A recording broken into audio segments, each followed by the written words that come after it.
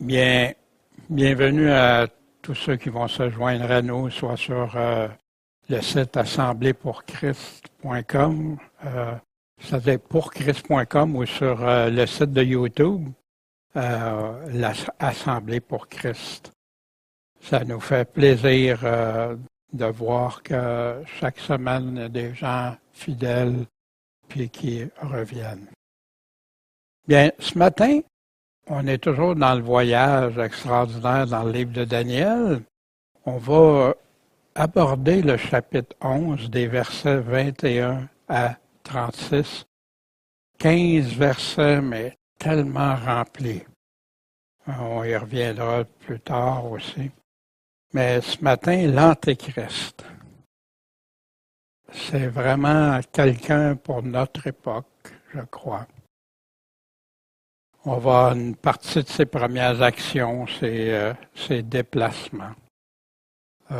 Quelques-uns de ses déplacements, parce qu'on va arrêter au verset 36.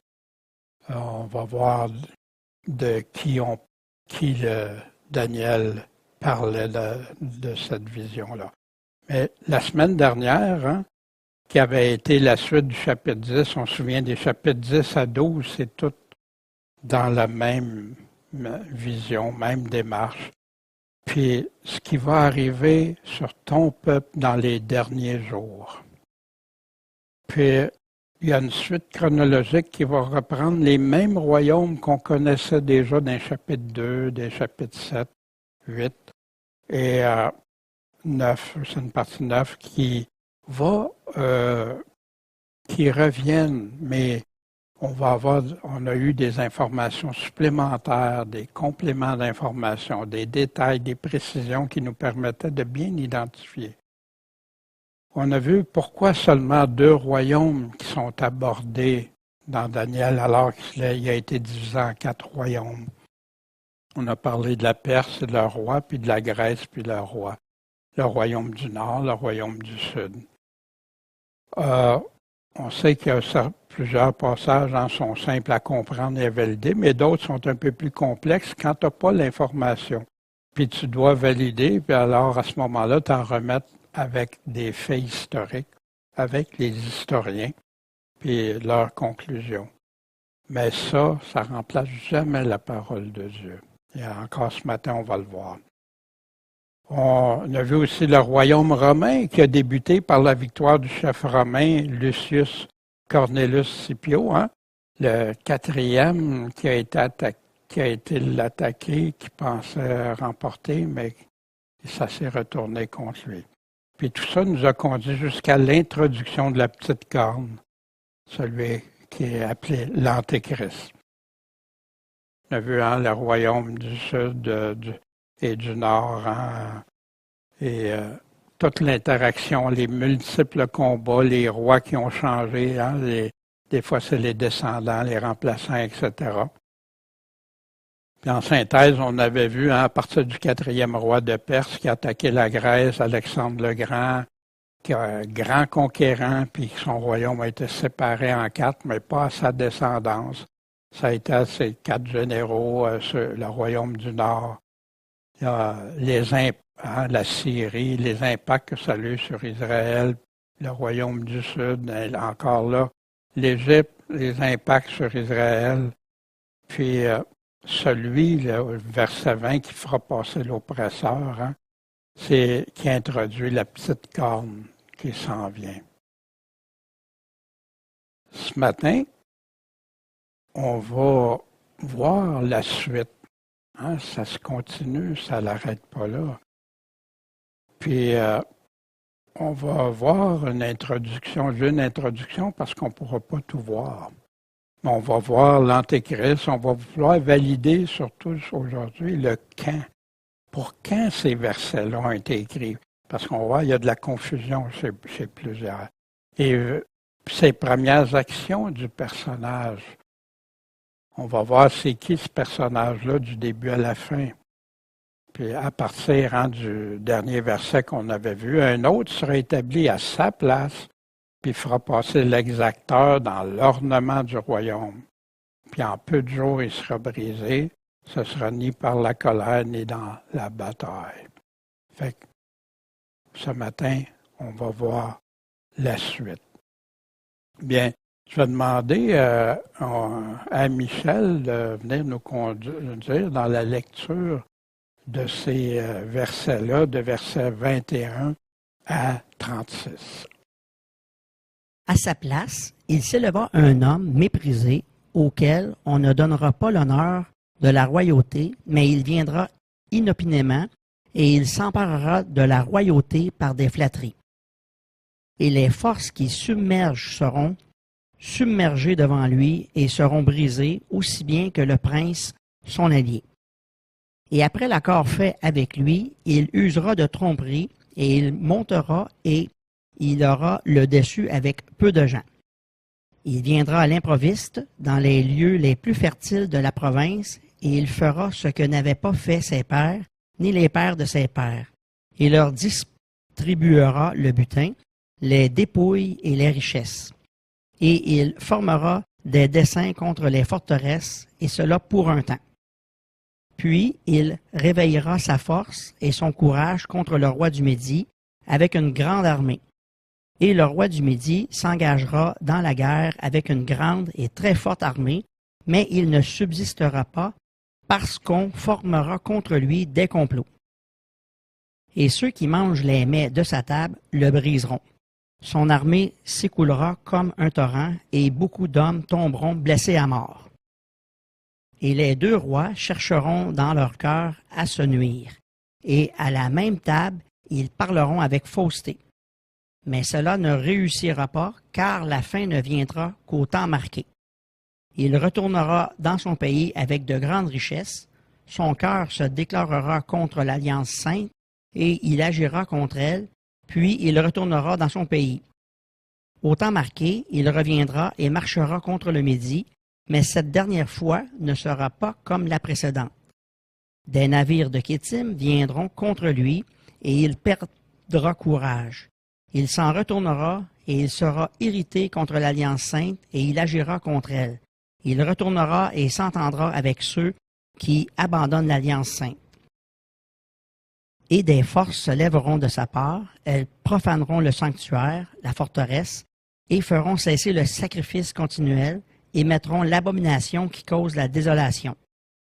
Il séduira par des flatteries les prévaricateurs de l'Alliance, mais le peuple de ceux qui connaissent leur Dieu prendra courage et agira.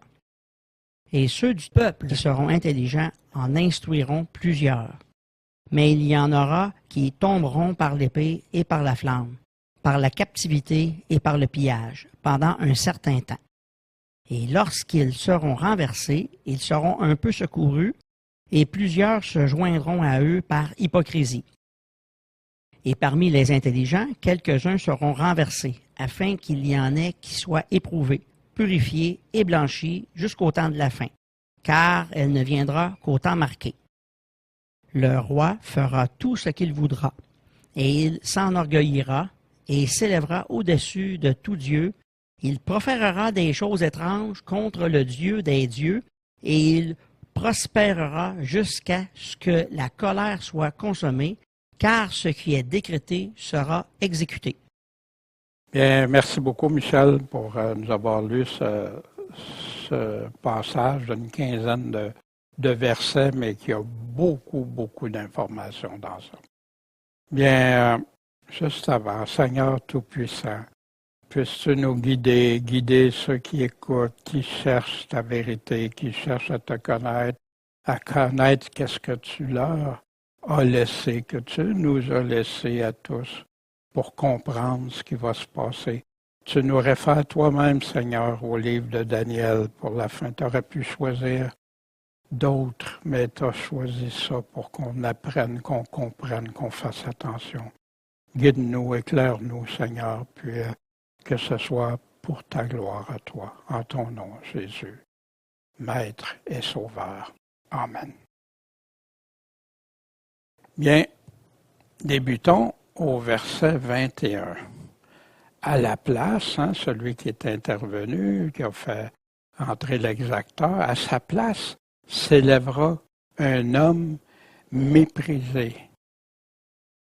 Puis c'est le contraire d'être aimé, ça, d'être bienvenu, auquel on ne donnera pas l'honneur de la royauté, mais il va venir inopinément, de façon que les gens ne s'attendaient pas et tout, puis il va s'emparer de la royauté. Comment? Par des flatteries. Fait qu'il n'a pas l'honneur de la royauté, mais il l'apprend. Puis on va voir pourquoi il peut réussir à faire ça. Bien, en partant, je dois adresser quelque chose que j'aurais même aimé mieux passer par-dessus, mais que j'ai constaté au travers des nombreuses années d'essayer de chercher, comprendre Daniel, puis lire des commentaires, puis chercher, parce qu'il y a des hommes de Dieu qui ont fait du bon travail, la bonne recherche, mais il y en a d'autres qui conduisent ou qui avaient une certaine confusion, puis on va voir pourquoi.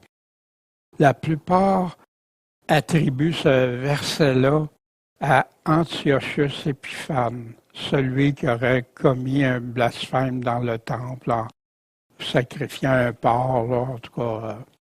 Puis c'est un fait, ça c'est vrai que ça s'est produit dans l'histoire. Mais avant d'affirmer que c'est lui, on doit examiner et s'assurer que c'est bien de lui que la parole nous parle. Malgré que Jésus nous réfère à l'abomination, puis par le fait même, au début de la grande tribulation qui va avoir lieu seulement à la fin, parce que Jésus lui-même nous ramène à l'abomination qui va être commise quand vous verrez l'abomination. Puis faites attention à ce que Daniel a dit. Fait que c'est pas une abomination du passé qui est en train de nous parler. C'est une abomination du futur, qui n'était même pas arrivé au temps de Jésus. Il est en train de répondre au temps de la fin. Mais examinons si ça peut être possible que malgré tout, ça parle d'Antiochus, mais seulement avec la parole de Dieu, puis son contexte, le contexte de la parole, pas des théories qu'on peut avoir au découpage. Ça va être déterminant pour bien comprendre le début de l'Antéchrist et ses actions. Parce que si j'attribue ça à quelqu'un d'autre, ben ça va être la confusion, où ça commence, puis son règne et tout ça. Ses actions, ses premières actions, ses combats, puis sa croissance qui va aller jusqu'à sa destruction par l'avènement de Jésus-Christ. Mais comment je peux arriver à dire ça comme ça? Ben, on va laisser la parole nous le montrer, nous l'enseigner. On va regarder dans Daniel 11 toutes les fois qu'il parle de il, lui, ça, son, c'est, etc. Puis on va se rendre compte si c'est toujours la même personne, si ça peut être Antiochus. On commence à sa place, va venir un homme méprisé, fait qu'on commence avec lui. Puis lui, il viendra inopinément, il s'emparera de la royauté, des forces vont être submergées devant lui, vont être brisées. Il va aussi bien que son allié, après l'accord avec lui, il va user de tromperie, il montrera, il aura le dessus, il viendra à l'improviste, il fera ce que ses pères n'avaient pas fait, ni les pères de ses pères. Il distribuera le butin, dépôts et richesses, il formera des plans contre les forteresses, il réveillera sa force, son courage contre un autre, le roi du Sud. Puis ça continue comme ça, et puis là il va parler des deux rois qui vont tenter de se nuire. Il, qui inclut toujours le même, l'homme méprisé, dans le il, au pluriel, ils vont parler avec fausseté, mais ça ne marchera pas parce que la fin viendra juste au temps marqué. Il retournera dans son pays, son cœur contre l'Alliance sainte. Il agira contre le Sud, mais ça ne sera pas comme la première fois. Des navires de Kittim viendront contre lui, il perdra courage, il s'en retournera, il sera irrité contre l'Alliance sainte, il agira contre elle, il retournera s'entendre avec les traîtres qui abandonnent l'alliance. Des forces de sa part se lèveront, profaneront le sanctuaire, forteresse, etc. Il séduira les prévaricateurs jusqu'au temps de la fin. Le roi fera tout ce qu'il voudra, il s'enorgueillira, s'élèvera au-dessus de tout Dieu, il proférera des choses contre Dieu, il prospérera, il n'aura d'égard ni au Dieu de ses pères, il n'aura égard à aucun Dieu, car il s'élèvera de tout, mais à la place, il honorera le Dieu, il honorera avec de l'or, de l'argent. Il agira ainsi dans les remparts avec un Dieu étranger. À ceux qui le reconnaîtront, il multipliera la gloire, il fera dominer sur plusieurs. Et au temps de la fin, le roi du Sud se heurtera contre lui.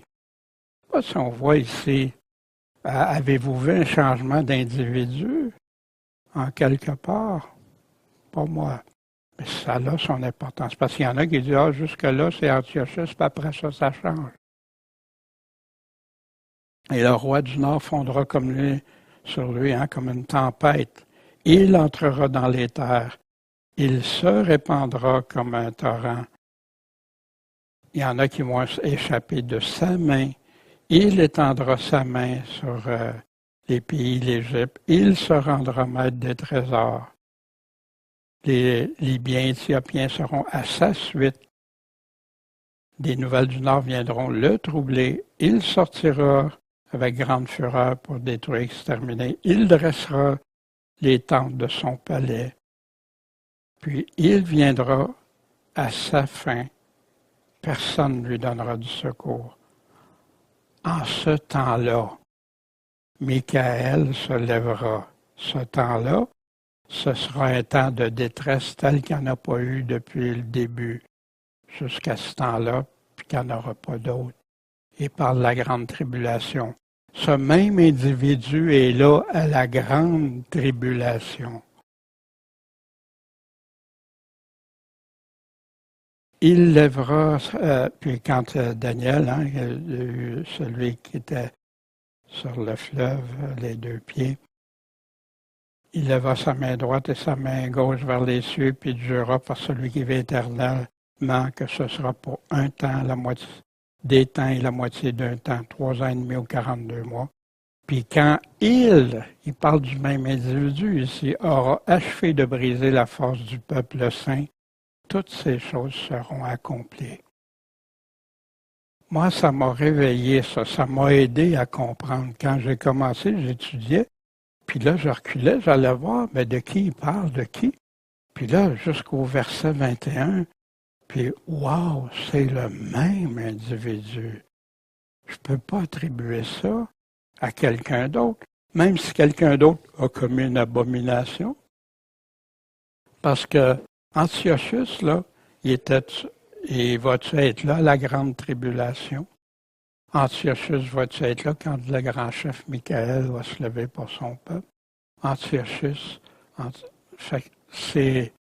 et ça, malheureusement, si on laisse plutôt la Bible seule parler, on ne pourrait pas insérer des théories comme ça.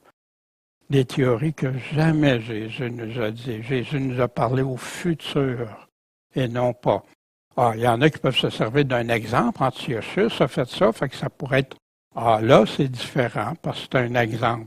Mais d'attribuer les passages à partir du verset 21 à Antiochus, ça ne peut pas. Cette confusion-là, on avait déjà vu, Israël, le temple était inexistant à cette époque-là. Fait qu'il essayait de trouver des choses, puis il y en a qui n'avaient pas encore compris qu'Israël, vu qu'il était plus une nation, puis le temple n'existait pas, qu'il voulait trouver, il croyait la parole de Dieu est vraie, fait qu'il trouvait des explications. Mais pour ça, souvent, ça forçait ce que le passage disait, malheureusement. Certains sont restés trop attachés à l'histoire sans tenir compte des paroles de Jésus. J'ai dit la semaine dernière que moi, j'arrête à un moment donné. Oui, l'histoire, Mais là, il y a de l'histoire future que je n'ai pas toutes les précisions, les détails, mais que j'ai beaucoup d'informations pour m'aider à savoir ce qui va se produire. Puis, affirmer que cela s'applique autant à Antiochus qu'à l'Antéchrist. Puis des fois, ils sont obligés de faire des doublements de versets. Fait que là, tout d'un coup, c'est Antiochus, tout à coup, c'est l'Antéchrist. Mais non, c'est le même individu. Il n'y a jamais eu de changement d'individu dans ça. Mais une chose qu'on doit considérer, et toi, Daniel, cache ces paroles et scelle ce livre jusqu'au temps de la fin. Plusieurs vont parcourir ces paroles, hein, puis en la parcourant, puis la connaissance augmentera. Maintenant, Israël est redevenu une nation. Maintenant, le temple s'est parlé de le reconstruire. Maintenant, il y a des choses qu'on peut mieux comprendre. Mais c'est quoi l'importance de prendre tout ce temps-là pour parler de ça? Bien, ça peut nous empêcher de comprendre ce à quoi Jésus nous parlait dans le livre de Daniel, à quoi il nous référait, puis attribuer ça à quelqu'un d'autre. Puis, on doit faire attention. Pour éviter ça, c'est toujours important d'établir le contexte. Se demander c'est pour quand? Pour quand la grande tribulation? Pour avec Antiochus ou dans le futur? Et ça réfère tout à la dernière semaine. Vous vous souvenez, là, les 70 semaines. Qui est impliqué? Celui qui confrontera Jésus puis va être détruit à son avènement, c'est le même individu, ça. Puis on va le voir précisément. Quoi? Qu'est-ce qu'il va faire? Comment? Quelle action qu'il va poser? Mais si je crois que c'est Antiochus, je ne penserais pas que c'est l'Antéchrist. Comment je vais pouvoir reconnaître ses actions, que c'est lui, puis tout ça? Ces guerres, blasphème, l'abomination, la persécution, la marque de la bête, etc. Comment je vais pouvoir faire le lien si je pense que c'est un autre personnage? Puis à quel endroit, où? Et ça, on va voir ça éventuellement avec même des cartes pour nous aider. Le facteur temps, le quand, est très déterminant dans les prophéties. Il faut que tu réussisses. Puis le contexte va te le donner, ça. Daniel est rempli de facteurs temps. Il parle du temps du début du livre à la fin du livre. Juste le mot temps. Il y a plein d'autres mots qui parlent du temps. 35 fois dans le livre. Dans le chapitre 11 seulement 10 fois. Dans le chapitre 12, 10 fois. Puis là, je parle des temps quand ça parle de temps reliés vers la fin, là, ou des périodes qu'on doit calculer ou mesurer. Jours, semaines, les périodes de 7, les mois, un temps, des temps, etc., puis années. Plus tard, on va examiner tout ça ensemble, tous les temps mentionnés dans le livre de Daniel. Mais ce matin, ce qui va être important, c'est de se concentrer sur ce qui concerne l'Antéchrist. Il a son règne seulement à la fin des temps, c'est-à-dire durant la dernière des 70 semaines. Ce qui va arriver sur ton peuple et la ville sainte jusqu'à sa destruction par l'avènement du Seigneur Jésus-Christ. Hein, l'Antéchrist en action, c'est quand que ça arrive? Hein? Les 7 semaines, 62 semaines, puis la troisième période qui est spéciale, divisée en 2, c'est pour la fin, 2000 ans plus tard. C'est là que l'Antéchrist fait une alliance de 7 ans, comme une abomination au milieu de cette période-là, et le règne de Jésus. Et c'est là que Jésus nous dit, c'est là que débute la grande tribulation. Dieu, au temps établi par Dieu, l'Antéchrist va apparaître, puis on pourra le reconnaître et comprendre les temps en veillant, en étant éveillé, puis en priant. Vous vous souvenez, hein? C'est pourquoi ces 70 semaines-là, enfermer la rébellion, sceller ou terminer les péchés, c'est-tu fait ou pas fait? Expier l'iniquité, amener, établir la justice éternelle, sceller la vision, sceller la prophétie, puis oindre le sein des saints. Hein? Et c'est dans la version Martin, les 70 semaines, septembre, déterminées sur ton peuple, ta ville sainte, pour abolir l'infidélité. Est-ce qu'elle est abolie, cette infidélité-là du peuple?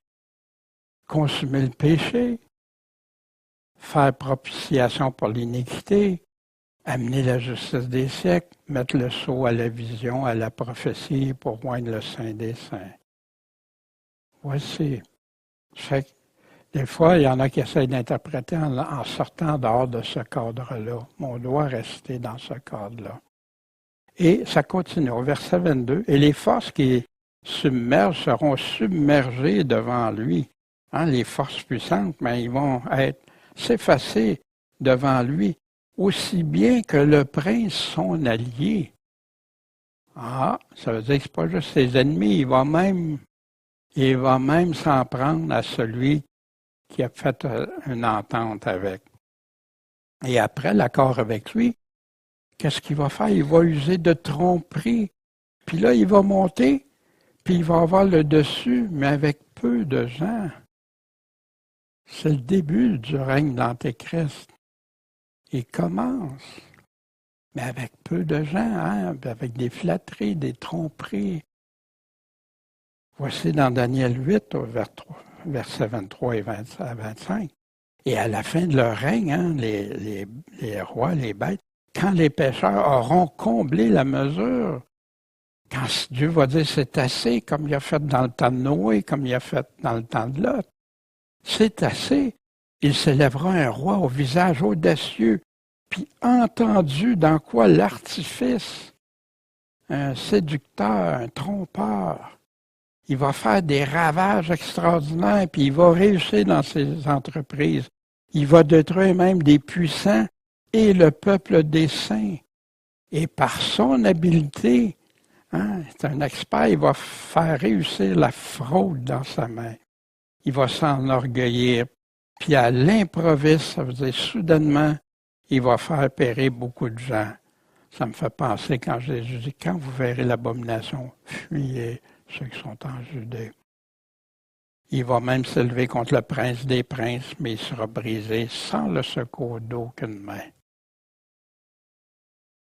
Et c'est ce qu'on va voir plus tard. Il va venir justement à l'improviste dans les lieux les plus fertiles de la province. Fait que ces deux options s'offrent de quelle province il parle. Habituellement, quand il parle comme ça sans donner de choses, c'est par rapport à Israël, hein, sur ton peuple, sur ta ville sainte. Et puis, ou d'autres peuvent attribuer ça quand il est sur le territoire d'un ennemi, mais qu'on ne connaîtrait pas ici.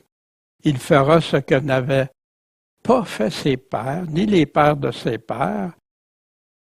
Il leur distribuera le butin, les dépouilles et les richesses. Hein, il fait la guerre, il remporte des guerres, puis là, il donne, il distribue, au lieu de garder, bâtir son empire tout seul, il partage les richesses qu'il va avoir gagnées. Fait que ses pères n'ont pas fait ça. Puis, il va former des desseins, des plans, hein, contre les forteresses. Il va détruire des puissants qu'on a vus dans le chapitre 8. Il va détruire plusieurs, il va former toutes sortes de plans machiavéliques. Et cela, pour un temps. Dieu merci, il n'y aura pas le règne tout le temps. Puis, il va réveiller sa force et son courage contre le roi du Sud. Parce que le roi du Sud, vous vous souvenez, c'est une petite corne qui grandit. Le roi du Sud, lui, il est déjà établi, il est puissant, puis une grande armée. Qu'est-ce qu'on a dans le Sud? Hein? L'Égypte, la nation égyptienne. Et le roi du Sud, avec une grande armée, bien sûr. Et le roi du Sud, lui, va s'engager dans la guerre avec une grande et très forte armée. Mais malgré qu'il y a plus, il ne subsistera pas. Pourquoi? Parce qu'il va y avoir des pièges contre lui, des complots. Qui vous pensez qu'il aurait bien pu orchestrer des complots contre lui? Hein? Puis qui a fait alliance avec, là, imaginez.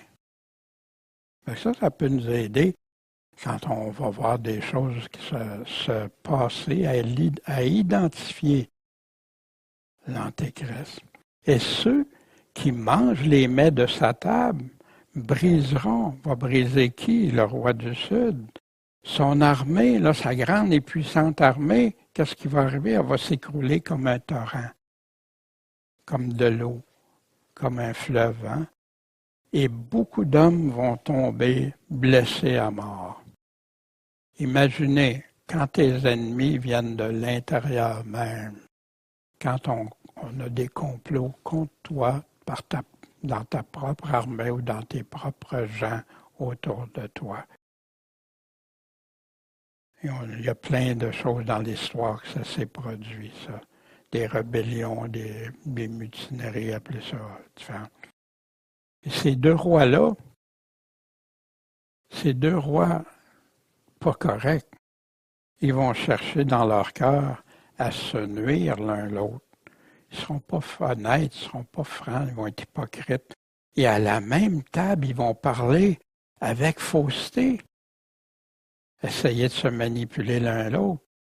Mais ça ne marchera pas. Ça ne réussira pas. Pourquoi? Parce que la fin ne viendra qu'au temps marqué. Quand ça sera le temps? Le temps de Dieu, pas avant. Et on va regarder, ça ne réussira pas juste au temps marqué. Puis on a dans Daniel, chapitre 8 encore, versets 17 et 19, la vision est pour quand? Pour le temps de la fin. Ça va arriver au dernier temps de la colère parce qu'il y a un temps marqué pour la fin. C'est Dieu qui a le contrôle de ça. C'est Dieu d'ailleurs qui va permettre les coupes de colère. Parmi les intelligents, il y en a qui vont être renversés, éprouvés, blanchis, etc. Jusqu'à quand? Jusqu'au temps de la fin. Pourquoi? Parce qu'elle ne viendra au temps marqué. Fait qu'ici, observez le temps marqué, hein, tu peux dire un temps marqué, il y a un temps pour ça, mais quand ici on remarque que c'est toujours relié avec le temps de la fin, ici, au temps marqué. Fait que ça ne pouvait pas être pour Antiochus, encore. Au temps de la fin, le roi du Sud se heurtera contre lui, le roi du Nord fondera sur lui comme une tempête. Plusieurs pays vont succomber. Mais c'est quand? Encore au temps de la fin. Toi, Daniel, cache les paroles seules jusqu'au temps de la fin. Hein? On a lu tantôt, plusieurs vont le parcourir, ce livre-là, puis la connaissance va augmenter, la connaissance du livre. Moi, on me disait toujours, c'est la connaissance égale la connaissance. Oui, c'est vrai que la connaissance, ça a explosé, puis tout ça. Mais ici, le contexte est en train de me parler du livre de Daniel, que les gens vont le parcourir, puis vont le connaître, vont mieux comprendre. Ces paroles sont cachées et scellées jusqu'à quand? Jusqu'au temps de la fin. Fait que c'est pour ça qu'il y a des choses qu'on va voir se dévoiler. Il y a des choses qui sont déjà écrites, qui sont claires dans le livre de vérité. Il n'y a aucun problème, on peut mettre notre foi là-dessus. Puis il y a des détails qu'on ne peut pas attribuer tout de suite à quelqu'un d'autre, tant qu'on ne verra pas tous ces critères-là survenir. Très dangereux, beaucoup ont identifié l'Antéchrist hein, depuis le temps de Néron, Hitler, etc., des présidents, tout ça, mais ils n'ont pas tenu compte des critères, des caractéristiques que la parole nous donnait. Puis, il va retourner dans son pays avec de grandes richesses. Ben oui, il a vaincu hein, le premier. Puis son cœur va se déclarer contre l'Alliance sainte. Qu'est-ce que c'est l'Alliance sainte?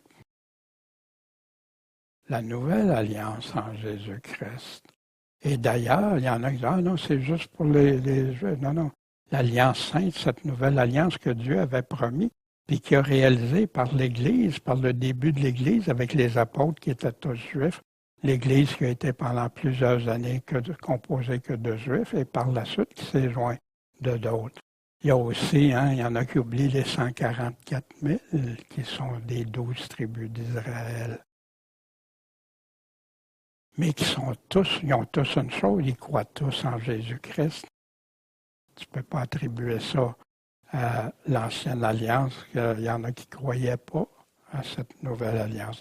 Et il agira contre elle. Il va agir.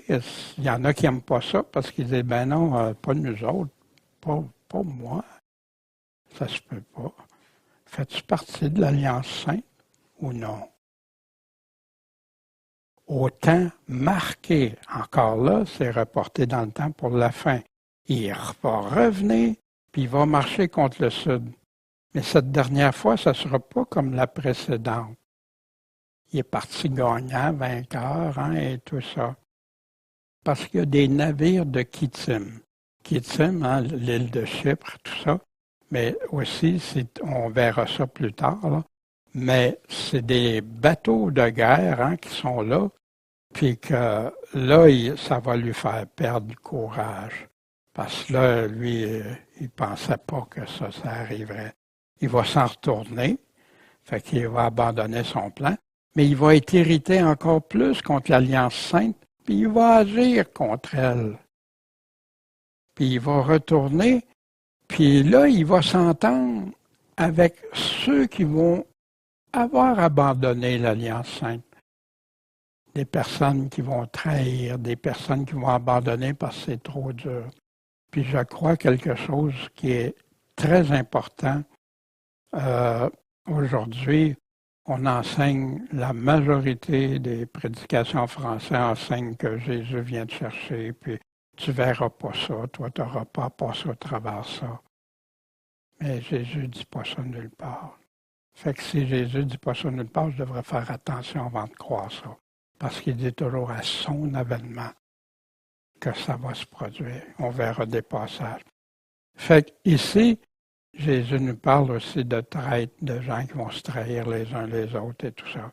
Puis des forces vont se lever de sa part, de la part de cet antéchrist-là. Puis ils vont aller profaner le sanctuaire qui doit être reconstruit, la forteresse, puis ils vont faire cesser le sacrifice continuel. Le sacrifice quotidien, on avait vu ça soir et matin, comme Daniel continuait de faire des offrandes le soir et matin, même s'il était en exil. Et mettront l'abomination qui cause la désolation. Jésus nous réfère directement à ça. Quand vous lirez, Daniel, l'abomination qui cause la désolation. Fait qu'encore là, est-ce que c'est dans le passé ou le futur? Voici il y a beaucoup de parallèles avec la révélation. Dieu voulant, on aura le temps de regarder plus, mais là, je dois aller assez rapidement parce qu'il y a beaucoup d'informations dans ça. Mais quand il parle des forces qui vont se lever de sa part, une autre bête qui vient seconder la première bête, l'Antéchrist, puis qui a 2 cornes, semblable à un agneau, mais parle comme un dragon, comme Satan même. Elle exerçait toute la puissance de la première bête en sa présence, faisait que la terre et ses habitants adoraient la première bête. Fait que cet Antéchrist qui se prétend être un Dieu, dont la plaie mortelle avait été guérie, elle opérait de grands prodiges, même jusqu'à faire descendre du feu du ciel sur la terre à la vue des hommes. Puis elle séduisait les habitants de la terre par des prodiges qui lui étaient donnés d'opérer en présence de la bête, en disant aux habitants de la terre de dresser une image à la bête. Il lui fut donné d'animer l'image de la bête afin que l'image de la bête parlât.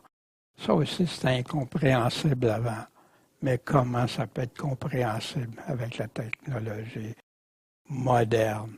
Pour blasphémer, pour aller mettre l'abomination dans le temple, des forces vont se lever pour aller faire ça dans le temple, avant que lui-même s'y rende pour s'asseoir dans le temple, qu'on a dans 2 Thessaloniciens. Elle faisait que tous, elle fit mettre à mort tous ceux qui n'adoraient pas l'image de la bête. La grande tribulation faisait que tous devaient prendre une marque à la main droite ou au front. Puis personne ne pouvait acheter ni vendre s'il y avait la marque, le nom de la bête ou le nom de son nom. Ça fait peur. Fait que les gens aiment mieux des choses agréables. Non, non. J'ai entendu des prédicateurs combien de fois. Non, non, vous ne serez pas là. Vous n'aurez pas été confrontés à ça. Jésus va venir vous chercher avant. Jésus vous aime. Mais si Jésus n'est pas revenu, puis après, il dit, on ne sait pas quand Jésus va revenir. Mais si tu ne sais pas, comment tu peux affirmer qu'il vient avant? Voyez-vous? Mais, puis s'il ne vient pas te chercher avant, qu'est-ce que tu vas faire? Tu vas-tu être un chrétien solide? prêt à faire face, avec courage. Ou si tu peux abandonner, puis peut-être faire partie des traîtres qui abandonnent l'Alliance. Je sais que c'est dur, hein? C'est pas des discours agréables, mais ils sont écrits noir sur blanc dans la parole de Dieu. Et ceux qui ont des doutes, allez voir les messages qu'on explique, Matthieu 24, Marc 13, Luc 17 et 21, le retour du Seigneur, 1 Thessaloniciens, 2 Thessaloniciens qui parlent du retour.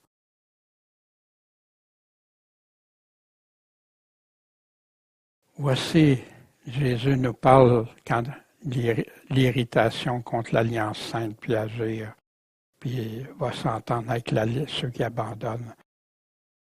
Jésus, dis-nous quand ces choses arriveront. Quel est le signe de ton avènement puis de la fin du monde?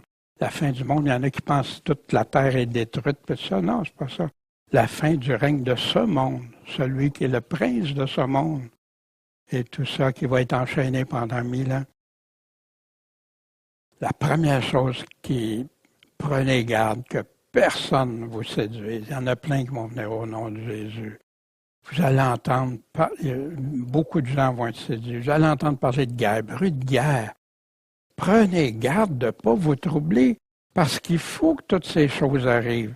Mais ce ne sera pas encore la fin. Jésus, pourquoi il nous dit de ne pas se troubler si ce n'est pas pour nous autres? Ben, il y en a qui ont réussi à faire dire que Matthieu 24, c'est pas pour les chrétiens. Mais il parle à qui? À ses disciples qui sont là pour l'Église, qui sont chrétiens, puis qui nous disent ça. Mais il y en a qui ne veulent pas voir ou entendre, c'est trop difficile. Ce ne sera pas encore la fin.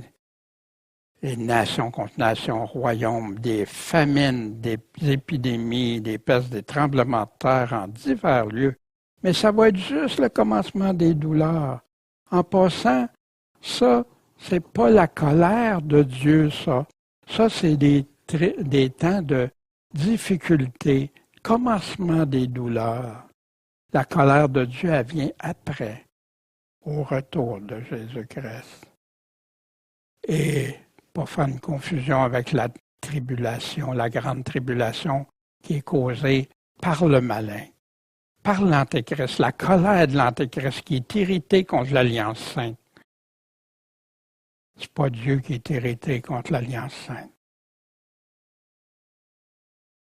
Alors ils vous livreront pourquoi? Être tourmentés. Vous feront mourir et vous serez haïs de toutes les nations à cause de mon nom. C'est arrivé à partir du début de l'Église, elle est encore aujourd'hui, que ça se produit, qu'il y en a qui sont livrés à cause de Jésus, mais là, ici, Jésus le met exactement dans le temps de la fin, exactement pour celui-là. Aussi, plusieurs vont se scandaliser, vont se trahir les uns les autres et même se haïr les uns les autres, ceux qui abandonnent l'Alliance sainte. Et plusieurs faux prophètes vont s'élever, vont séduire beaucoup de gens en leur disant les mêmes paroles que Jésus. Non, en disant, ben non, vous autres, vous n'aurez pas ça. Non, non, inquiétez-vous pas. Puis là, il y en a qui vont même dire, ben, pensez-vous que Jésus battrait sa femme, son épouse, son Église? Mais c'est abominable quand j'ai réfléchi et réalisé ça. Qu'est-ce qu'on fait des apôtres qui sont morts torturés? Qu'est-ce qu'on fait des catacombes? Qu'est-ce qu'on fait de l'Inquisition? Qu'est-ce qu'on fait de nos frères qui vivent des choses? Non, non, Jésus, toi, tu es spécial, mais c'était juste en Amérique du Nord. Puis, au début, ça a commencé en Angleterre de prêcher ces choses-là par John Darby et compagnie. Puis qui a été repris d'ailleurs sévèrement par George Muller, celui qui avait partie tant d'orphelinat, ce héros de la foi. Parce que l'iniquité, l'injustice, le péché sera multiplié en grandissant toujours. La charité de plusieurs va se refroidir. Mais celui qui aura persévéré jusqu'à la fin sera, quoi? Sauvé. Ah, ben là, c'est pas pour son salut. Ben non, il n'est pas en train de parler de délivrance, de salut ici. Qu'est-ce qu'il fait de ceux qui sont morts pour la foi pour lui? Ils ont persévéré jusqu'à la fin. Ils savaient que malgré qu'ils se feraient tuer, ils vivraient pour l'éternité. Choisis la vie. Quelle vie tu veux? Il séduira par des flatteries les traîtres, les prévaricateurs de l'Alliance. Mais le peuple de ceux qui connaissent Dieu, les vrais chrétiens, les vrais de vrais, ceux qui mettent toute leur confiance en Jésus-Christ, prendront quoi? Courage et agira. Hein? On ne sera pas comme des petites victimes? Non! Parce que comme c'est arrivé au temps des persécutions dans l'histoire, tu regardes, c'est là que l'Église a explosé souvent, a pris sa place, sa force. Ils ont été témoins pour Jésus-Christ jusqu'à la mort, témoins martyrs. Hein, c'est pas l'Évangile qu'on m'a enseigné. Non, hein? Pourtant, c'est toutes des paroles de Jésus. Celui qui n'est pas prêt à perdre sa vie ici va la perdre pour toujours. Mais celui qui est prêt à la perdre ici l'aura pour toujours, pour l'éternité. Et ceux du peuple qui seront intelligents, de quel peuple? Ceux qui connaissent leur Dieu. Ils vont en instruire plusieurs. Puis ça, on a ça dans la Révélation aussi. Pensons à ceux qui ont été témoins, on va voir des passages reliés à ça. Pensons aussi aux 144 000. Mais il n'y a pas juste les 144 000. On va voir ça. Ceux du peuple vont en instruire plusieurs. Mais parmi ceux-là, il y en a qui vont tomber par l'épée, par la flamme, par la captivité, par le pillage, pendant un certain temps. Jésus va nous parler un temps abrégé même pour les élus. Et quand ils seront renversés, on va être vainqueurs, il ne nous arrivera rien. Non, ils vont être renversés. Ils vont être un peu secourus, puis plusieurs vont même se joindre à eux. On devient chrétiens, nous autres aussi, mais par vérité, par amour de la vérité, par hypocrisie, faire semblant. Et parmi les intelligents qui connaissent Dieu, quelques-uns seront renversés. Dans quel but? Pour qu'il y en ait qui soient éprouvés, testés, qui vivent des épreuves pour être purifiés, blanchis, jusqu'au temps de la fin. 2 Thessaloniciens au chapitre 1 nous parle la même chose, parce qu'elle ne viendra qu'au temps marqué. La préparation, Dieu veut des soldats fidèles, veut des gens fidèles, qui croient en lui coûte que coûte, qui prennent le croix, qui font tout pour Dieu. La vraie foi, là, ah ben non, s'il faut que je meure, je vais abandonner. Pauvre toi. C'est juste maximum 42 mois. Prêt à perdre ton éternité pour ça?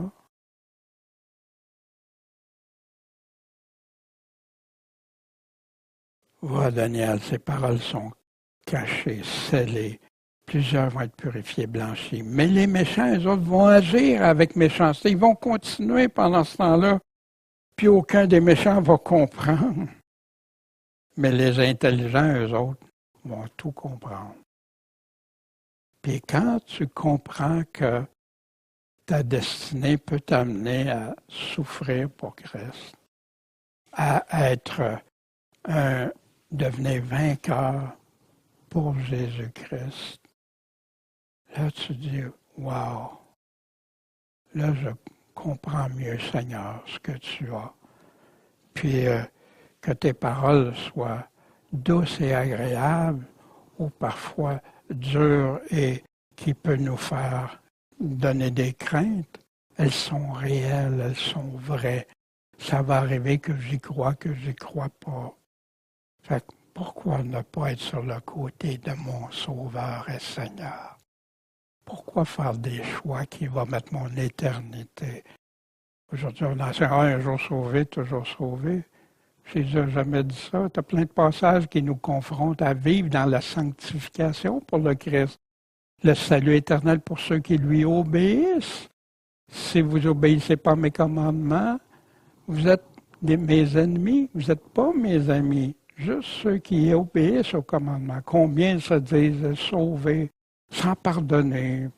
Oh, le baptême, c'est une option. Oh, faire ça, c'est une autre option. C'est pas ce que Jésus nous enseigne. Puis Jésus continue. Cet évangile du royaume.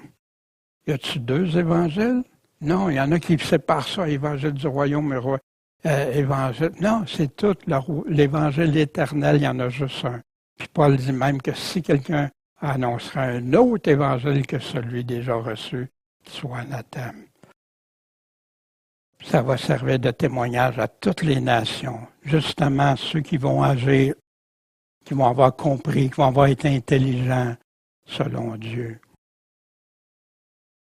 Puis quand ça sera répandu partout, alors la fin arrivera. On retrouve la même chose dans la Révélation au chapitre 11. Quand vous verrez dans le lieu saint l'abomination de la désolation dont le prophète Daniel a parlé, que celui qui le lit fasse attention, il fasse attention.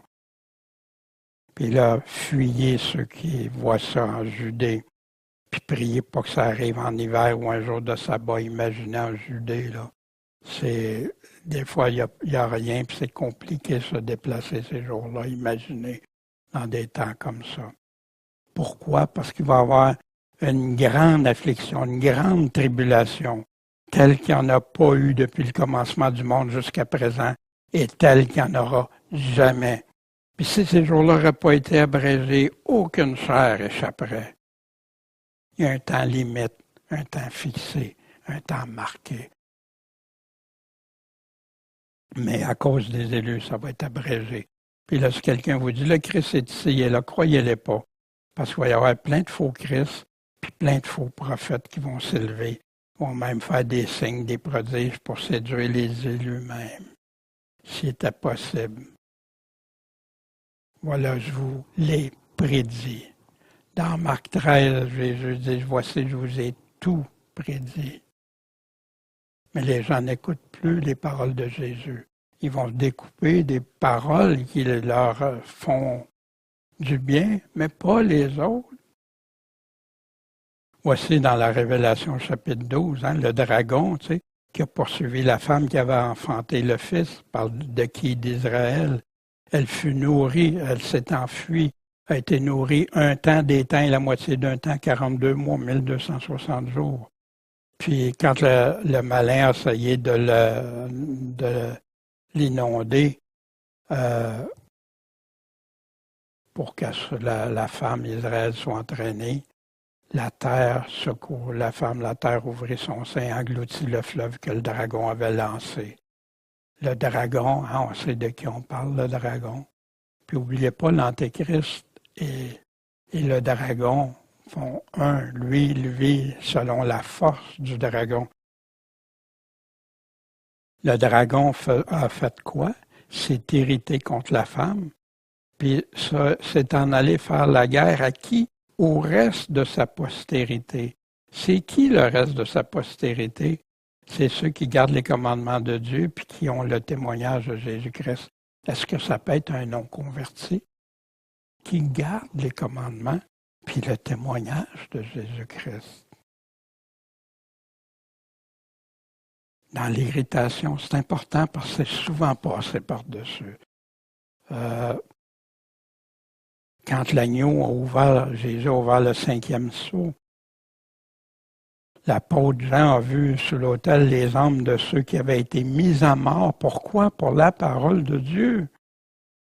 Est-ce que Jésus il a laissé battre sa femme, comme il y en a qui prétendent? Voyons donc. J'en reviens pas. Et pour le témoignage qu'ils avaient maintenu, qu'ils avaient persévéré à donner. Puis, les hommes criaient, « Jusqu'à quand, ô souverain, le saint, le véritable, ne jugeras-tu pas?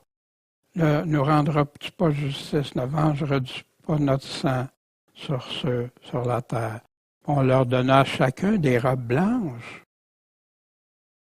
Mais là, on pense que, ben oui, la robe blanche leur est donnée là. Puis, mais c'est terminé la tribulation. Non, on leur dit d'attendre encore un peu de temps, jusqu'à temps que le nombre de leurs compagnons de service et de leurs frères qui devaient être mis à mort comme eux fut accompli. Qu'est-ce qui n'est pas clair ici?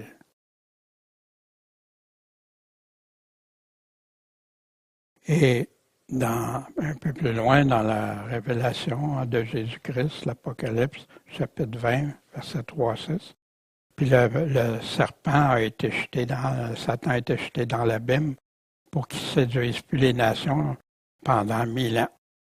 Puis il va être relâché un peu plus tard, on verra ça quand on verra le millénium. Et je vis des trônes sur lesquels s'assirent des personnes, et il leur fut donné de juger. Jésus a dit, vous jugerez. Paul nous parle qu'on va même juger des anges.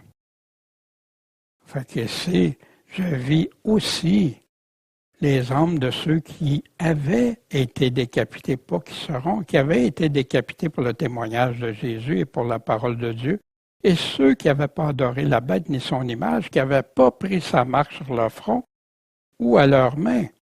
Puis ils vécurent et régnèrent avec Christ pendant 1000 ans.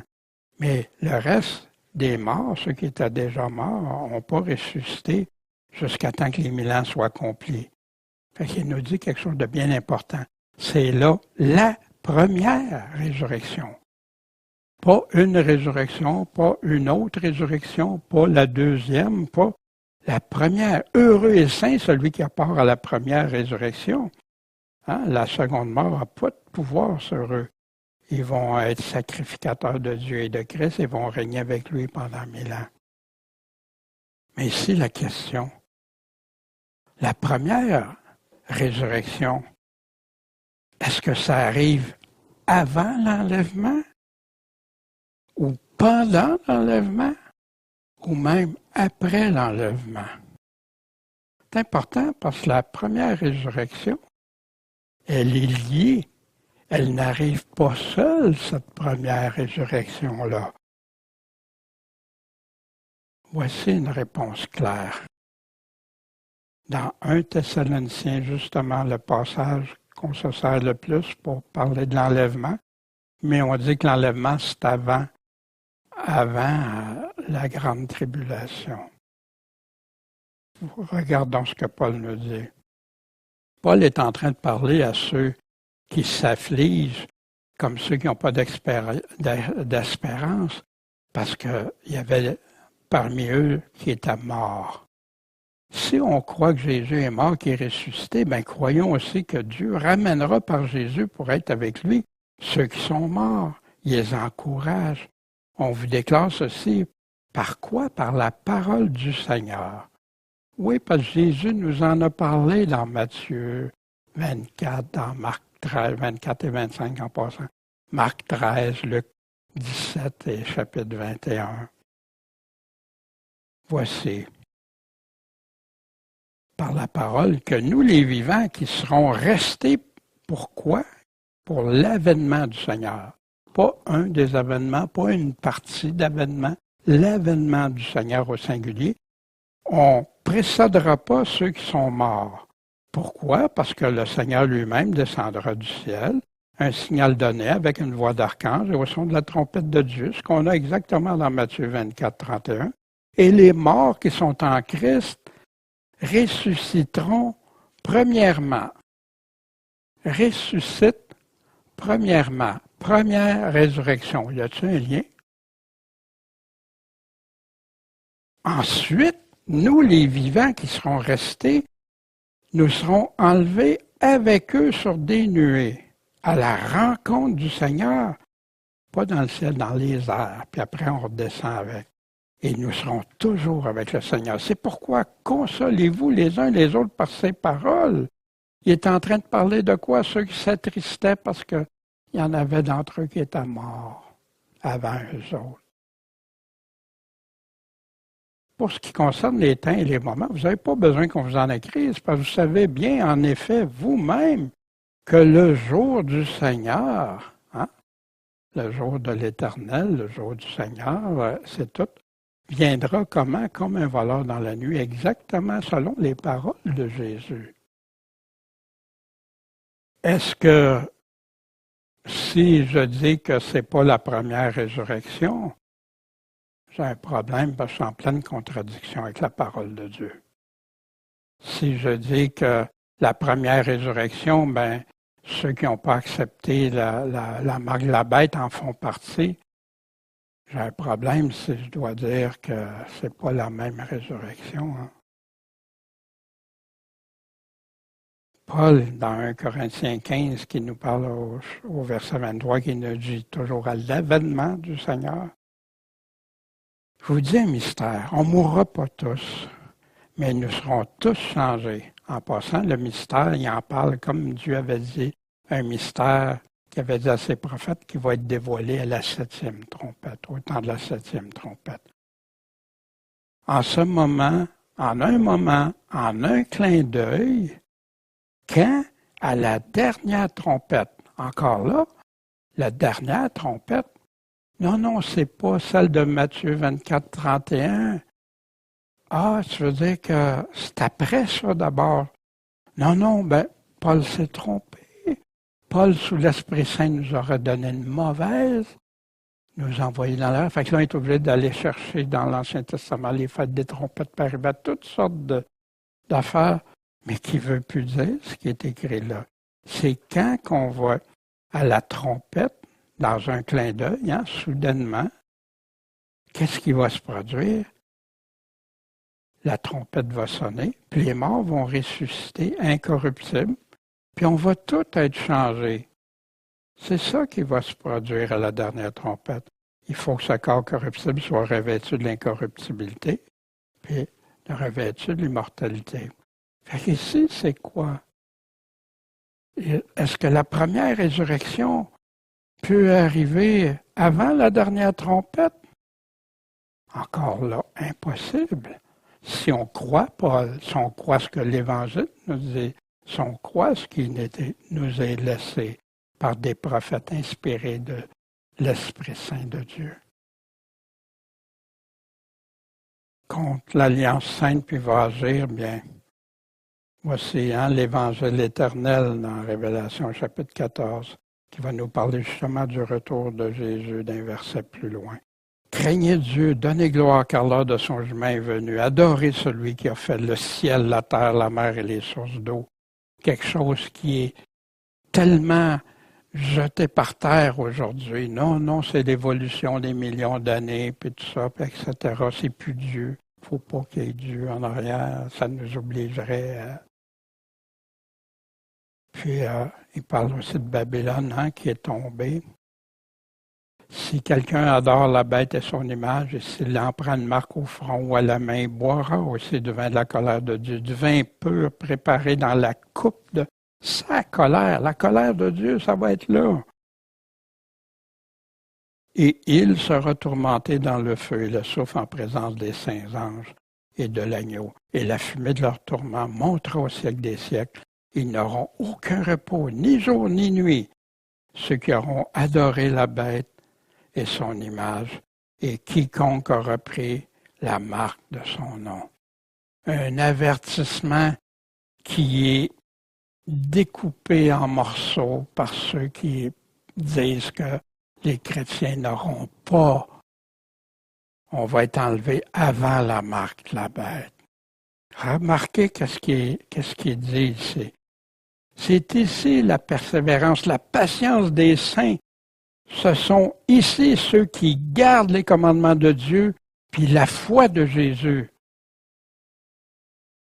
Fait que tu mets en pratique les commandements du Seigneur. Tu vas-tu prendre la marque de la bête?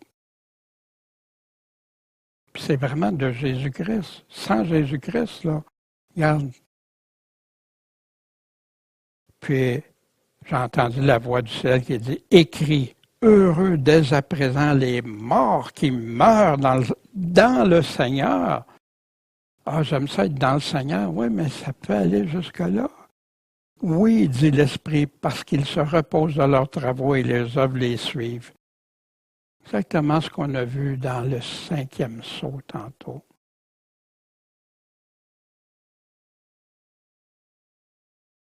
Le roi fera tout ce qu'il voudra. On revient à notre Antéchrist. Et il va s'enorgueillir puis s'élever au-dessus de tout Dieu.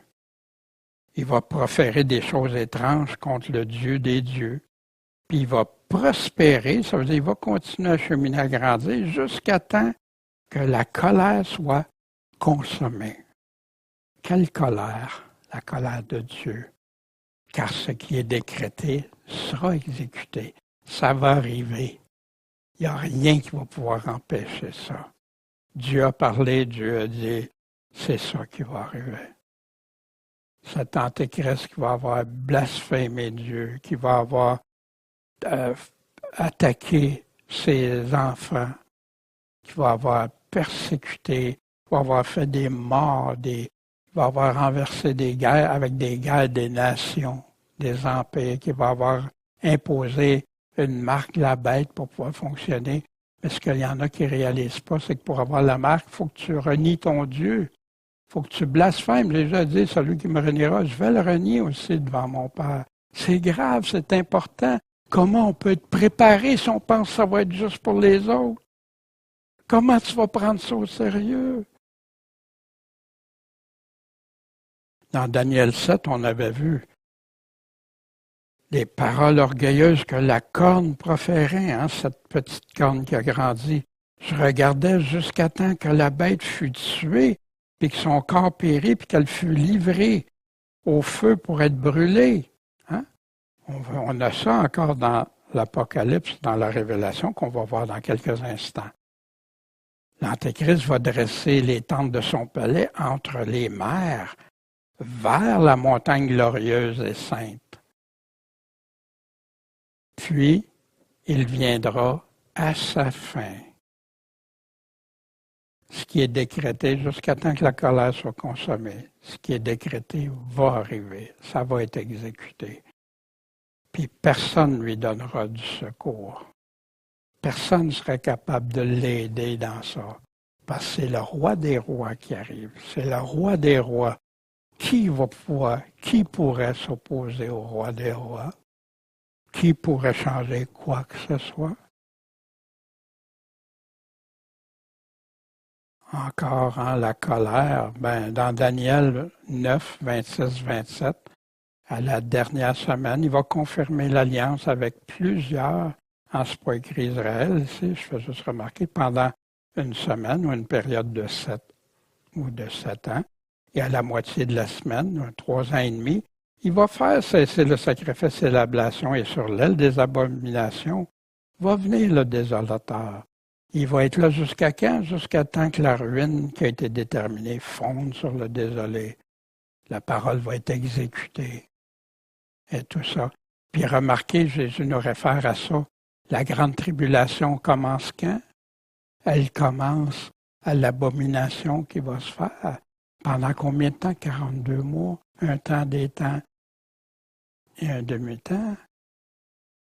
1260 jours. Des fois, on entend souvent la grande tribulation pendant 7 ans. C'est faux. La Bible ne dit pas ça. Puis ça m'avait fait perdre tellement de temps parce que j'essayais d'additionner 2 affaires pour réussir à comprendre le 7 ans. Non, il va faire une alliance. Au début, il fait une alliance, puis après ça, il y a brise au milieu. Voici, ce qui est décrété sera exécuté jusqu'à ce que la colère, voici comment elle va se réaliser dans la révélation de Jésus-Christ au chapitre 19, versets 17 à 21. Venez, assemblez-vous pour le festin du grand Dieu, pour manger, c'est quoi ce festin-là? Manger la chair des rois, la chair des capitaines, des puissants, ils disaient ça aux oiseaux du ciel. Ils n'ont jamais vu autant d'oiseaux dans ces régions-là, sur la région d'Israël. La chair des chevaux et de ceux qui les montent, et la chair de tous, les esclaves, petits et grands. Et je vis la bête et les rois de la terre et leur armée qui est assemblée. Pourquoi? Pour faire la guerre à celui qui était monté sur le cheval, Jésus-Christ. Imaginez, qui a conduit ces nations-là, sinon l'Antéchrist et à son armée. Mais la bête a été prise.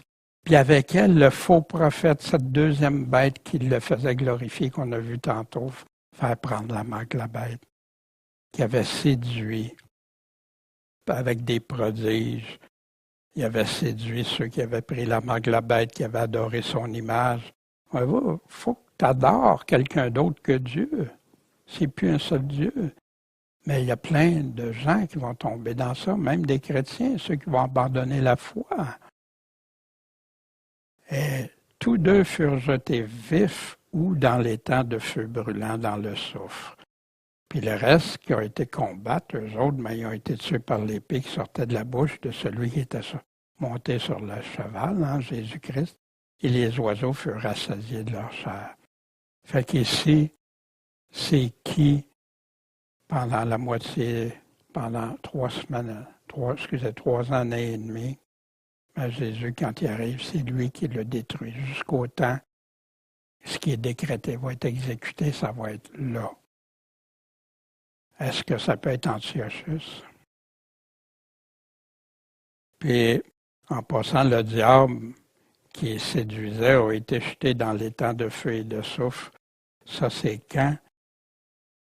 Après le 1000 ans, quand le malin a été relâché, puis qui a été envoyé dans les flammes, dans le lac de feu. Puis, pour ceux qui croient à l'inhalation, ça veut dire que quand tu meurs, puis après ça, c'est fini, ou tu es jugé, puis c'est fini, ils seront tourmentés jour et nuit.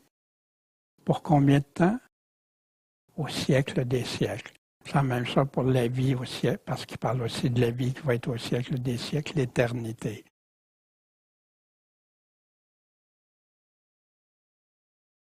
Voici, dans le Nouveau Testament, les parallèles. Ce qui regarde l'avènement de notre Seigneur Jésus-Christ, c'est notre réunion avec lui. Son avènement, puis notre réunion avec lui, c'est ensemble. Laissez-vous pas troubler ou qu'on dirait que ça vient de nous autres, des enseignements, comme si le jour de Christ était proche, que personne ne vous séduise de n'importe quelle manière. Il faut qu'avant la révolte soit arrivée, l'apostasie, qu'on ait vu paraître l'homme du péché, le fils de la perdition, cet antéchrist, l'adversaire et celui qui s'élève au-dessus de tout ce qu'on appelle Dieu ou qu'on adore, jusqu'à même s'asseoir comme Dieu dans le temple de Dieu, se proclamant lui-même Dieu. Paul dit, vous ne vous souvenez pas, je vous en parlais de ça déjà aux Thessaloniciens. Mais ici, il faut qu'il soit manifesté juste dans son temps. Alors paraîtra l'impie que le Seigneur va détruire. Quand? Comment? Par le souffle de sa bouche, puis qui va anéantir par l'éclat de son avènement. L'apparition de cet impie aura lieu avec la force de Satan. C'est pour ça qu'il va réussir dans plein d'affaires, avec toute puissance, avec des prodiges et des faux miracles, et avec toutes les séductions de l'iniquité, du péché, de l'injustice parmi ceux qui se perdent. C'est qui se perdent? C'est ceux qui suivent le péché, l'iniquité. Pourquoi? Parce qu'ils n'ont pas reçu l'amour de la vérité pour être sauvés. Ils n'en veulent pas de cette vérité-là. Il y a mieux des fables, des mensonges. Il y a mieux autre chose qui leur font plaisir au lieu d'écouter la vérité.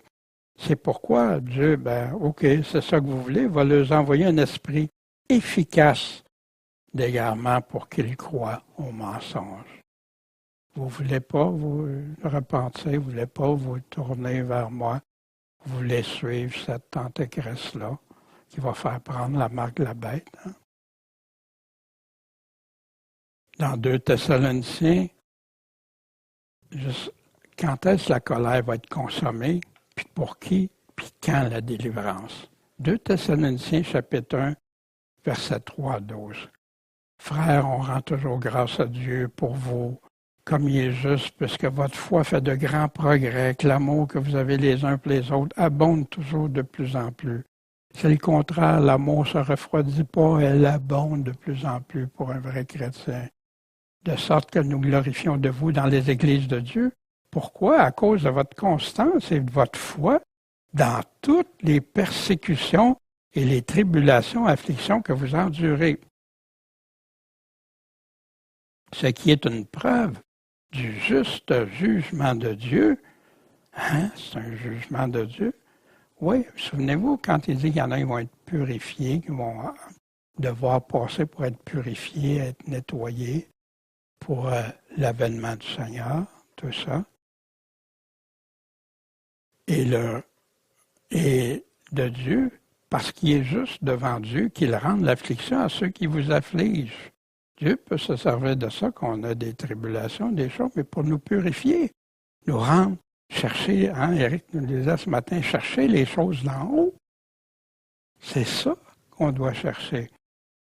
Puis ici, bien il va rendre l'affliction à ceux qui vous affligent. Et le repos avec nous, à vous qui êtes affligés, quand le Seigneur Jésus apparaîtra du ciel avec les anges de sa puissance. Est-ce qu'il y a un enlèvement secret avec ça? Avec les anges de sa puissance? Comment dans un feu flamboyant pour exercer la vengeance contre ceux qui ne connaissent pas Dieu? Oui. Et ceux, j'ai mis le mot ceux en gros parce qu'il apparaît dans les textes grecs, mais il est souvent omis dans plusieurs versions de Bible, ce qui empêche les gens de comprendre. Et ceux qui n'obéissent pas à l'évangile de notre Seigneur Jésus-Christ. Jésus il dit, si vous bâtissez, bâtissez sur du roc. Si vous mettez en pratique mes paroles, si vous pratiquez mes commandements, vous faites ce que je vous dis, vous allez sur le roc. Mais si tu ne fais pas ça, grande va être la ruine. C'est fini. Ceux qui n'obéissent pas à l'Évangile, ils vont subir leur peine, une perdition éternelle. Comment? Par la présence du Seigneur et par sa puissance glorieuse, quand il va venir pour être glorifié dans ce jour-là dans ses saints. Souvenez, Paul nous disait qu'on va être enlevé dans les airs. Jésus, où il s'en va où? Il est en train de descendre sur la terre pour établir le règne, le millénium, et tout ça, ici,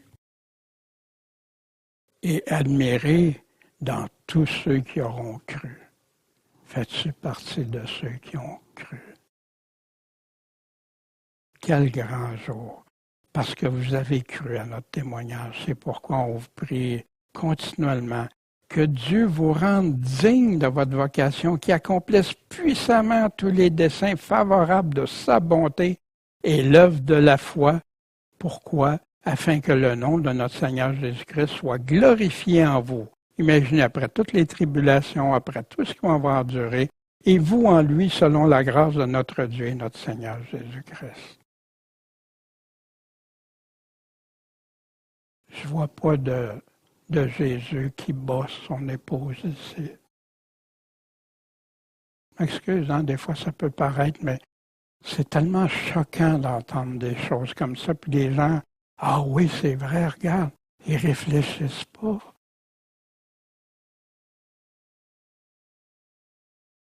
De l'une d'elles va sortir la petite corne qui s'agrandit beaucoup vers le sud, vers l'Est et le pays de gloire Israël, va grandir jusqu'à l'armée des cieux, va faire tomber à terre une partie de l'armée des étoiles, les fouler aux pieds, les piétiner, va s'élever même jusqu'au chef de l'armée, enlever le sacrifice continuel, abattre la demeure, son sanctuaire.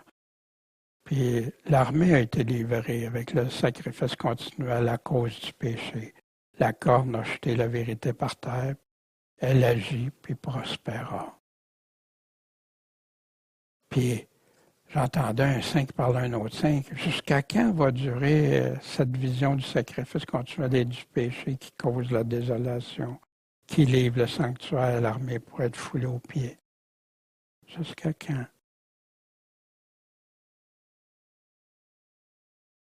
On l'a aussi dans la révélation de Jésus-Christ au chapitre 13 qu'on ne regardera pas ce matin. Juste à titre d'information, hein, les mêmes thèmes se répètent dans les chapitres. Puis on a des parallèles ailleurs. L'Antéchrist, le sacrifice journalier, ôté qui réapparaît dans les chapitres de Daniel, l'abomination que Jésus parlait, qui fait la désolation, dans le chapitre 8, dans le chapitre 9, dans le chapitre 31, dans le verset 11, dans le verset 31. Puis l'abomination que Jésus parlait, puis 2 Thessaloniciens qui en parlent. Les temps qu'on va examiner ensemble, le sanctuaire qui va être purifié.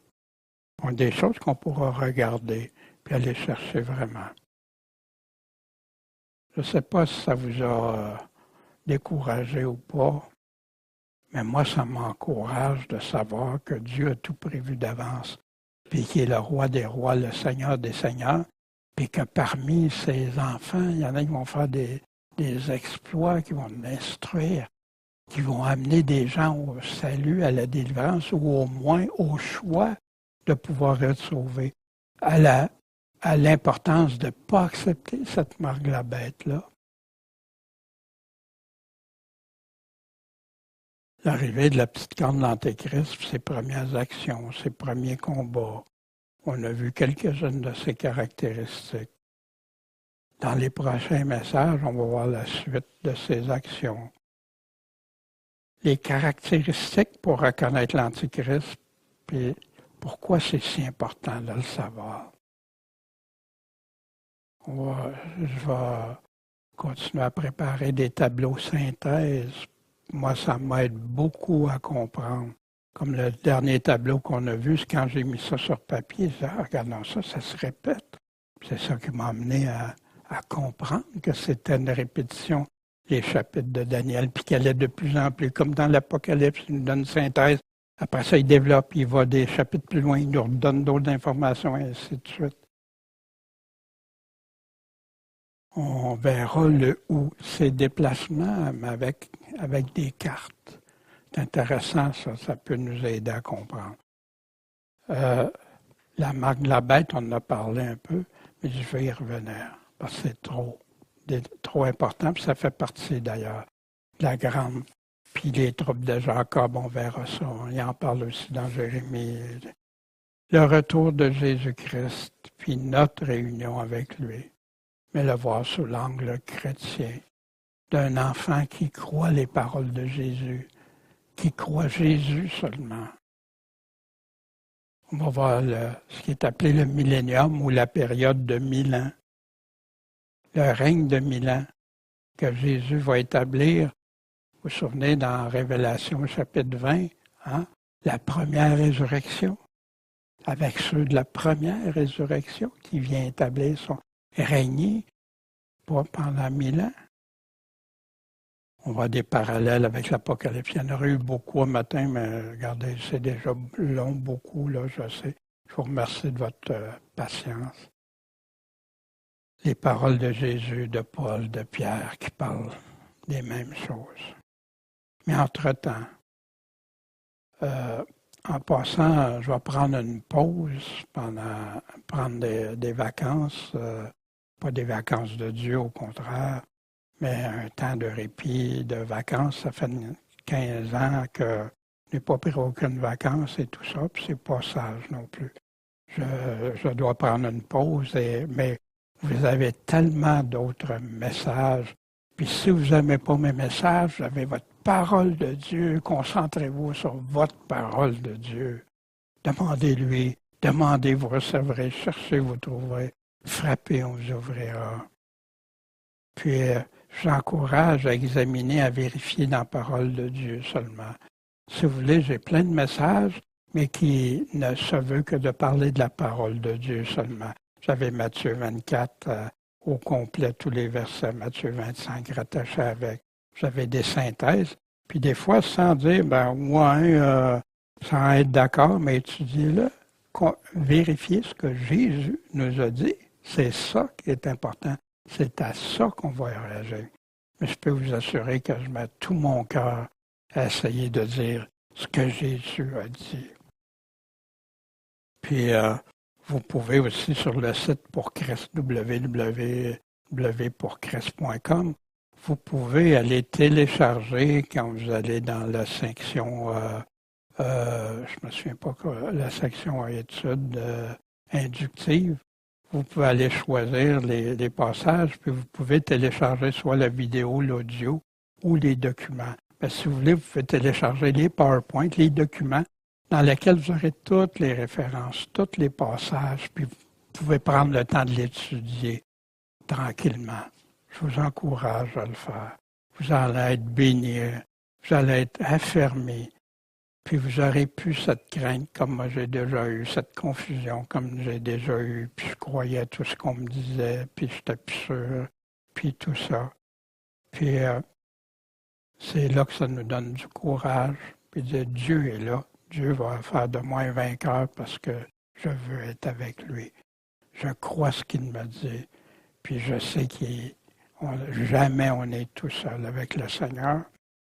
Puis on va comprendre pleinement le message de l'Évangile qui dit que si on n'est pas prêt à perdre sa vie ici, on va la perdre après. Ça fait partie de l'Évangile de Jésus-Christ. Puis pour ça, il y en a qui vont subir des choses, d'autres en subiront moins, d'autres pas du tout. Ça, je ne peux pas dire à chacun quoi, mais je sais une chose. Dieu nous a avertis tout d'avance. Fait qu'à nous maintenant d'être affermis, d'être fermes pour lui, d'être des vainqueurs pour lui, puis d'être avec lui après, premièrement pour cette période de 1000 ans, puis après ça qui se développe jusque dans l'éternité. Nouveau cieux, nouvelle terre, nouvelle Jérusalem. Fait que, veillons, prions, soyons des vierges sages, soyons prêts et préparés. Bon Père Céleste, merci de ta parole qui est des fois qui est dure, Seigneur, mais qui nous oriente avec ta vérité dans le livre de vérité. Béni sois-tu, Seigneur, et affermis ceux qui cherchent dans ta parole, qui ont l'amour de la vérité, qui l'acceptent d'avoir cet amour de vérité parce qu'elle ne plaît pas à tout le monde. Seigneur, bénis, encourage, exhorte-nous, puis qu'on soit jugé digne à ton retour de toi, Seigneur. Des fidèles et bons serviteurs. Amen.